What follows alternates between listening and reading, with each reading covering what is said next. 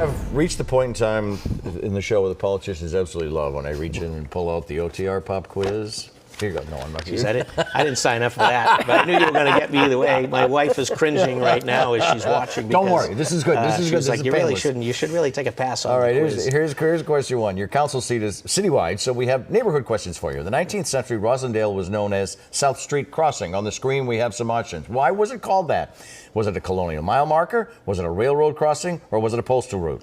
I'm going to say it was a postal route. It was a railroad crossing. The Colonial Mile one in there is kind of we threw it in as a curveball, okay? Question two. The oldest surviving home in the city of Boston is in Dorchester. What is it called? Is it called the James Blake House, the Edward Everett House, the James Otis House? The Blake House. Blake House, located in Edward Everett Square, built in 1661. That's right. A couple of years ago.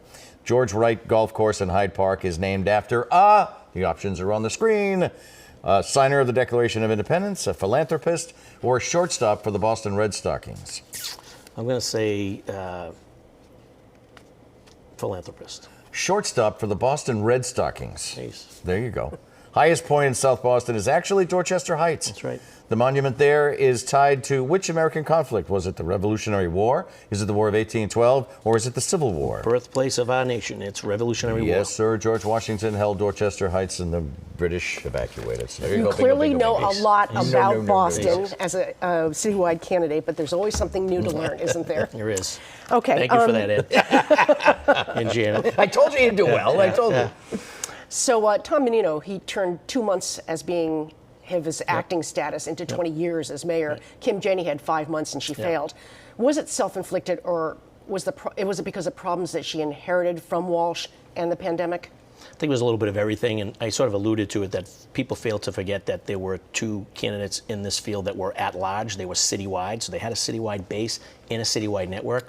Kim had only been in office for a term and a half, coming obviously from a much smaller voting base. Tom Menino was in voter-rich Ward 18, Hyde Park, Rosendale, and Reedville, and also served as 10 years on the city council as chair of Ways and Means, and a lot of time with folks that he worked with all over the city. So when he got it, he knew exactly who to call. I'm not quite sure she had those relationships, and if they weren't that deep, and that was probably part and parcel to what happened on Tuesday. So do you think that she did not make as good use of her sort of status as the acting mayor, or she did the best that she possibly could? I think if it was a Rose Garden strategy, and that's, if you remember, that's what they kind of did with Tom Menino, but he had already established those relationships versus she probably needed to get out there more and get out to the neighborhoods more, but given that we had COVID and or coming out of COVID and the Delta variant, to some degree, her hands were sort of tied. But I don't think you can put it on the previous administration, or issues that sort of flowed at the end of that.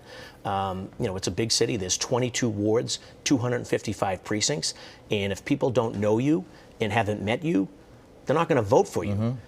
Despite the TV ad and or the brochure that comes in the mail, they want to see you. And particularly in Boston, when it comes to Boston's mayors, it's a 24/7 job. It's boots on the ground at 5 a.m. and you're going to 11:30 midnight. People expect to see you in their neighborhood at an event. And so when you don't have those events happening and or you don't see a particular person and or their schedule is not that aggressive, it's not a Walsh schedule or a Menino schedule or a Ray Flynn schedule, that's what we in Boston have come to expect from our mayors. As you just said, the pandemic is at the core of why you can't get out and do all that stuff. Right.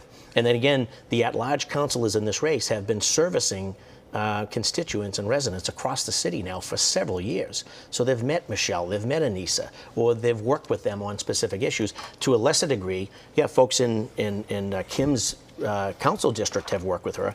Folks in Andrea's council district have worked with her, but they were sort of they were airing it out, if you will. They were going across the city, in some instances for the first time in a pandemic. It was, that's just going to be tough to do, and no one talks about that. They want to sort of pigeonhole into other things, and those are the facts. The facts are, two of the folks that ran were citywide. They had relationships across the city.